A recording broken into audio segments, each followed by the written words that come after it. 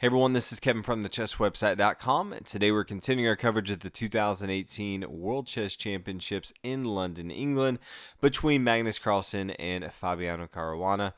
We're all tied up after 4 games. We've had every game end in a draw, which brings us to game number 5, Fabiano playing the white pieces, looking to get on the board with a win versus Magnus Carlsen playing the black pieces. So we'll go ahead and get into it. Starts with the same thing we've been seeing in the past. Pawn to e4, pawn c5, the Sicilian defense. Knight f3, knight c6. You can probably guess what's coming. Bishop here to b5, g6. But here's where things start to get different. Normally, we've seen Fabiano take immediately with bishop takes on c6, followed by pawn to c6. That's not what we see here. Instead, we see Fabiano immediately castle on the king side, followed by bishop here to g7, rook to e1 to protect this pawn on e4, pawn e5, and then we have the most interesting move, in my opinion, so far in the tournament. A lot of different lines that Fabiano can take here. He decides to go for an extremely aggressive and sharp line, and that is pawn to b4, a true gambit, giving up a pawn in material. Not going to get that pawn back anytime soon, but he feels like he can get a positional advantage giving up that pawn. Now, Magnus Carlsen has not seen this except in 2005, one time he played it. He was only 14 years old, though. He does have a pretty good memory, so he may be familiar with that game. But just to see this type of play is something we normally don't see in the World Chess Championships. A lot of GMs were commentating, were tweeting about this specific line, saying they haven't seen this sharp of an opening in a World Championship, and as far as they could remember. So very interesting to see Fabiano. It's tough to even know if he spent the past couple games almost setting up this one move. He's been playing that bishop here to b5. Maybe thought he could play a few games with Magnus Carlsen. Again, this is a 12-game series, so it's a marathon. We have seen some draws, but much of this is just figuring out how your opponent's going to play.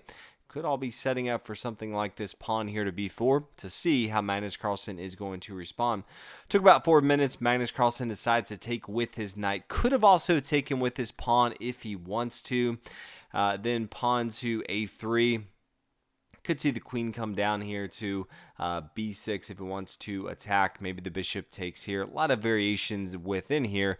But at the end of the day, we see the knight come down and take on b4. Now we see white play bishop to b2, fianchetto on the queen side of the board. Both the dark square bishop and the knight here on f3 are both attacking this pawn here on e5. So a couple options that black has. He can play something to come back and protect this, or he can start to attack material from white. He decides to go for the latter, plays pawn to a6, attacking the bishop, and we see pawn to a3. Now, you may see bishop to a4 and say, yeah, it's clearly a mistake because he's going to lose material. He's going to start pushing his pawns. He doesn't actually end up losing material, really, because this knight here on b4. So if he does play bishop here to a4, we could see pawn down to b5. Bishop comes back here. Now pawn down to c4, but then white can play the pawn to a3. Knight comes back to c6, bishop comes to a2. So while white didn't lose material for playing bishop to a4, you can definitely tell that he has a much worse position. Black is completely blocking this in with his pawns right here. He's controlling the complete center of the board. Now both his knight and his bishop are defending this pawn. This is a pretty good setup that black has. So Fabiano is not looking to go down that path. Instead, plays pawn to a3. We see some exchanging on the board. Pawn takes on b5, giving black double pawns on the b file. Pawn takes here. Rook comes down here. A bishop's going to recapture on a1. d6 just solidifying the pawn chain a little bit, and then pawn takes on c5. And Magnus Carlsen's in a situation where he has to come up with the right move here because a lot of stuff's going on as far as how he wants to continue. The bishop and the knight are still both attacking this pawn. Right now we have the pawn and the bishop here from black, but as soon as he takes this, all of a sudden that's going to give up both of his central pawns here, since he is going to lose this on e5. So if he were to take, let's say pawn takes on c5, then the bishop takes, bishop recaptures, knight takes here, maybe the knight to e7, queen here to e2.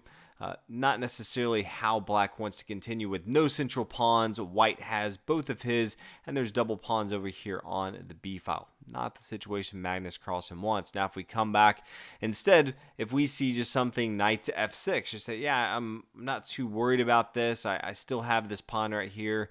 Okay, so knight to f6. Well, pawn can take on d6. Queen takes, so now there is that extra defender, but the knight's now blocking the bishop. So you don't want to do that, because now bishop takes, attacking the queen. Queen can move pawn up here to d4. You can see white's just controlling the entire center of the board. So instead of coming to f6, does not want to block off this bishop. Instead, we see knight to e7. Now, queen to e2, attacking this pawn here on b5. Pawn down here to b4. Queen up here to c4. Wants to make sure when you see the pawn here to b4, this is opening up the door for the queen to come down to a5. This is attacking the bishop here on a1, as well as this pawn here on c5. And it only opens up that door after the pawn moves down to b4. So white has to be aware of that. So in the game, we do see Fabiano bring his queen here to c4, preparing for his opponent that could play to a5. Magnus Carlsen decides, I'm just going to continue. I still think a5 is the best move. Not going to give up that material, because Fabiano knew exactly what was happening, but that's the reason why they were playing those queens where they were. Fabiano decides now to take the material on d6. Bishop down to e6. You can defend this a couple ways. One of the ways is just to attack your opponent, force him to move back. So the queen is going to come up here to c7. The queen takes here, and then the pawn recaptures. So interesting in this position. Yes, both sides had double pawns. Definitely not good for black to have double pawns here on the b file with no pawns on either side. White does have double pawns right here. He has a passed pawn on the c file. But you can see, as far as just material is concerned, all of a sudden Fabiano is up in material. So gave up a pawn as a true gambit early on. Had a real good position throughout the game so far, and now is actually up a pawn in material. Now, it will be tough to hold on to that material advantage. If you look from black's perspective, how he needs to continue, Magnus needs to first worry about this pawn on e5. It is being attacked still by both the bishop and the knight here on f3, so he needs to get his knight involved. Luckily for him, he does have a great square of knight to c6. This not only defends the square here on e5, it also blocks off this pawn here on c7. c7 pawn can't promote right away because the lights were a bishop, but also just blocks off any other material coming to try to protect that. Very easy now for the king to get involved and gobble up that material right here, and then we would be at parity. Then pawn to c3 we see from Fabiano, and then king to d7. It's not going to make much sense for Magnus Carlsen. Yes, it would be a straight trade, but you know your opponent wants to get his material involved into the game. If you're going to trade, you don't want to do something like this, because all of a sudden white now has an extra tempo in the game because he wants to be playing this. So force him to play, the pawn takes and then the knight takes and then the knight takes. Okay, well, have a knight that's more involved into the game than if you hadn't. So that's just something to think about of why he would play king to d7 instead of thinking about trading here on the queen side with the pawns. Now the pawn takes on b4, rook over here to a8, bishop to c3, and we're 19 moves in now. Fabiano took about 30 minutes on this move 19. It's interesting, just 4 moves ago we kind of looked at it and saw Fabiano had a good position, he's up material. And then you could tell all of a sudden, a few moves later, Fabiano feels like his advantage has slipped away. He's not really sure even how he should continue. Maybe he wants, knowing that his pawn's going to leave, maybe he wants to push up, get a queen right here, force his opponent to take this. And then he feels like maybe he can get another position that's favorable in the game, decides at the end of the day to play bishop here to c3. The king takes, so we are equal in material here. Pawn to d3, king here to b6, really safe square. Once the queens come off the board, especially one of the rooks as well, you can really get your kings involved. They become a very powerful piece in the middle to the endgame. Bishop down here to d2. Rook to d8, attacking this pawn, backward pawn here. White has to worry about defending that. One of the ways, as we talked about, is to attack a very valuable piece. King being one of those that is putting your opponent in check. So bishop to e3 check. King is forced to move here to b5. Knight up here to c3. Same thing. Check, forcing the opponent to move.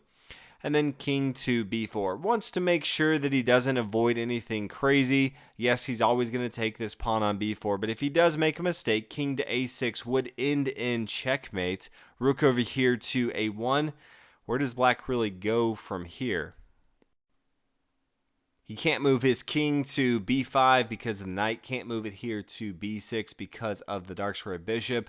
So he's really just going to be throwing material away until it's checkmate. Bishop down here, rook takes, and then knight over here to a5. There's just no other way to stop this. Rook takes on a5. This would be checkmate. So even in these small situations, it is very important to understand the best line. And it just so happens for Magnus Carlsen that he can gobble up material. So it takes the pawn on b4. Knight comes up to d5. Another check right here. We do see some exchanging come on the board. Rook comes down, takes on d5. And then rook swings over here, b1 check to gobble up material here on b7. So both sides, again, equal in material. Knight up here to d8, both attacking the rook as well as defending this square here on f7, so pretty convenient square for Magnus Carlsen. Rook to c7, check. King takes here on d3. King to f1, just getting involved into the game. Also doesn't want to worry about any back rank makes for the rook if it were to come down here. Pawn to h5, pawn to h3. King here to e4. I feel like this is kind of an odd move for Magnus Carlsen. He knows his opponent's going to be playing knight up here to g6, both check and attacking this pawn on f7, which he's also attacking with his rook. But there's just not a lot of squares for Magnus Carlsen to go to. I think he realizes in this position it's a drawn game, so he's kind of speeding that up, if you will. King to f5, knight up here to f7, as we talked about. Knight takes, the rook takes. This is check. Bishop defends on f3, and after 33 moves, the players decide to go ahead and draw. Now, there's definitely some positions where I look at it and say, why would you draw? I feel like you could play on. There may be something there in this position. I don't feel like there is. They pretty much move, the last 10 moves just trading off material all the way down until we got here. So this is the fifth consecutive draw. For me personally, I feel like this is the most exciting. One of the players actually tried to play something very different, innovative. For a lot of the game, I feel like it was working. Had a good advantage. Fabiano did a good job. I feel like his preparation paid off. Magnus Carlsen, though, just defended extremely well. So I do think we have to give kudos to Magnus Carlsen. He's the world champion for a reason. He wasn't phased at all. He didn't sit there spending 30 minutes looking all distraught. He kind of looked at the positions. Even afterwards, they interviewed him and said, did you feel comfortable? He said, I felt comfortable. It didn't faze me at all. I felt good about the opening. Yes, it was a good line by Fabiano, but at the end of the day, Magnus Carlsen was not phased in the least. So at the end of it, we have a draw. Both sides are tied. Magnus Carlsen will actually have the white pieces in the next two games. So he plays white pieces tomorrow in game 6. They will take a rest day, and then we kind of do a reverse. Magnus Carlsen will start the second half with the white pieces, and then Fabiano with the black pieces. And then on the next day, Fabiano white pieces. So Fabiano will have the white pieces in the final game, round number 12. If we get to that match, we don't know if we actually will. But thank you guys so much for watching game 5. Hopefully you enjoyed it. Thanks for watching the commentary, and I'll see you guys tomorrow for game number 6.